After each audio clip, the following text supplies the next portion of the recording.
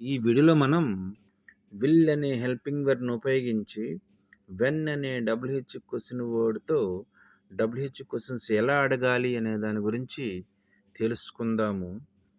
Usage వచ్చి భవిష్యత్తులో జరగబోవు పనులు లేదా విషయములు ఎప్పుడు జరుగుతాయి అని ప్రశ్నలు అడగటానికి విల్ అనే హెల్పింగ్ వెర్బ్ సహాయంతో వెన్ అనే డబ్ల్యూహెచ్ క్వెషన్ వర్డ్‌ని ఉపయోగించి డబ్ల్యూహెచ్ క్వెషన్స్‌ని అడుగుతాము.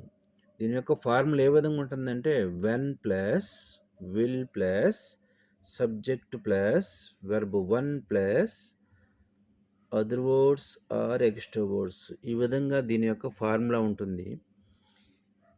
ఇక్కడ when plus will, when WH question word అంటాము. విల్ హెల్పింగ్ వెర్బ్ అంటే సహాయక క్రియ తెలుగులో, ప్లస్ సబ్జెక్టు ప్రొనౌన్స్గా యూ, దే, హీ, షీ ఇట్లు వస్తాయి. ప్లస్ వెర్బ్ వన్, ఈ వెర్బ్ వన్నే base form of the verb మరియు present tense of the verb అని కూడా అంటాము. వెర్బ్ వన్ యొక్క ఫామ్ ఏ విధంగా ఉంటుందంటే యాక్ట్ నటించు, క్లీన్ శుభ్రం చేయు, ఎర్న్ సంపాదించు, టేక్ తీసుకును. ఈ విధంగా వెర్బ్ వన్ యొక్క ఫామ్ ఉంటుంది. కొన్ని సెంటెన్సెస్ని ఎగ్జాంపుల్స్గా చేద్దాము. When will you start this work? నీవు ఈ పనిని ఎప్పుడు మొదలు పెడతావు? When will you go to bed? నీవు ఎప్పుడు పడుకుంటావు?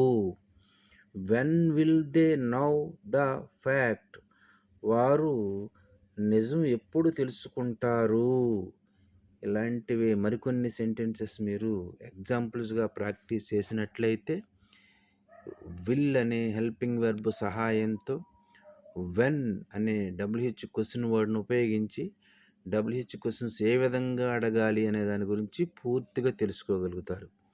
ఈ విధమైన సెంటెన్సెస్ రాసేటప్పుడు కొన్ని కీవర్డ్స్ను ఉపయోగించాల్సిన అవసరం అయితే ఉంటుంది. ఆ కీవర్డ్స్ ఏంటంటే next week, next month, next year, later, tomorrow, after మొదలైనవి. Thank you for watching this video.